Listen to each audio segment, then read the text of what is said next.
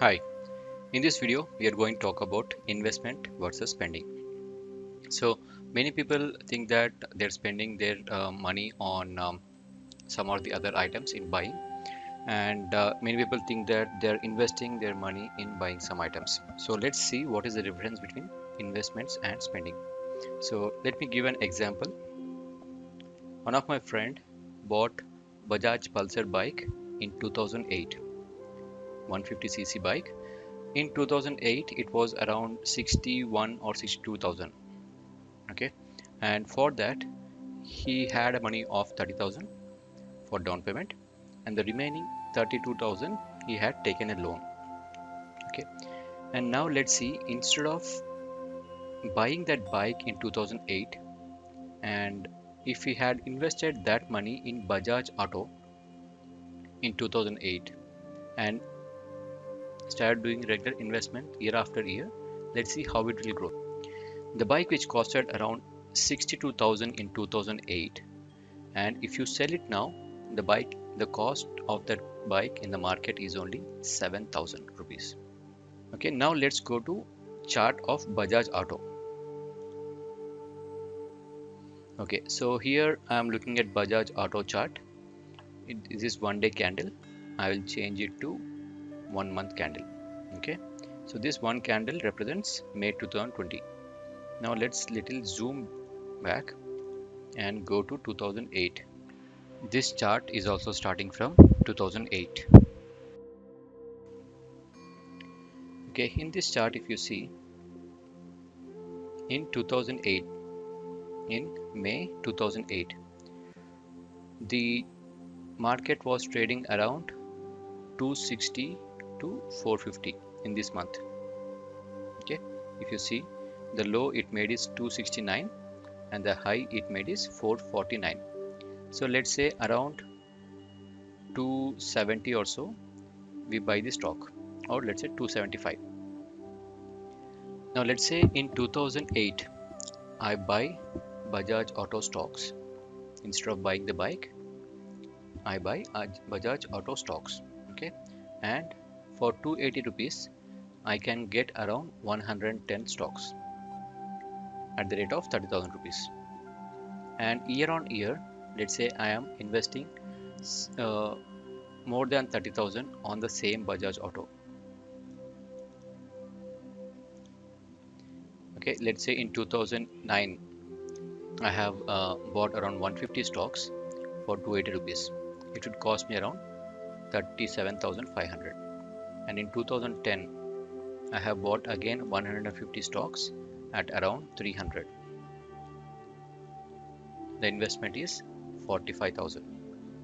In 2011 I have bought same 150 stocks. So let's say if I am buying 150 stocks every year. Okay, so this is the average price I have taken. Let's say I'm assuming I'm buying 150 stocks every year at whatever the lowest trade of that year is, and this is my investment year on year. So let's say in 2008 I'm able to invest 30,000. In 2009 definitely I will be able to invest 37,000. Similarly in 2010 I will be able to invest 40,000, and now in 2020 I should be able to invest 3.5 lakhs, right?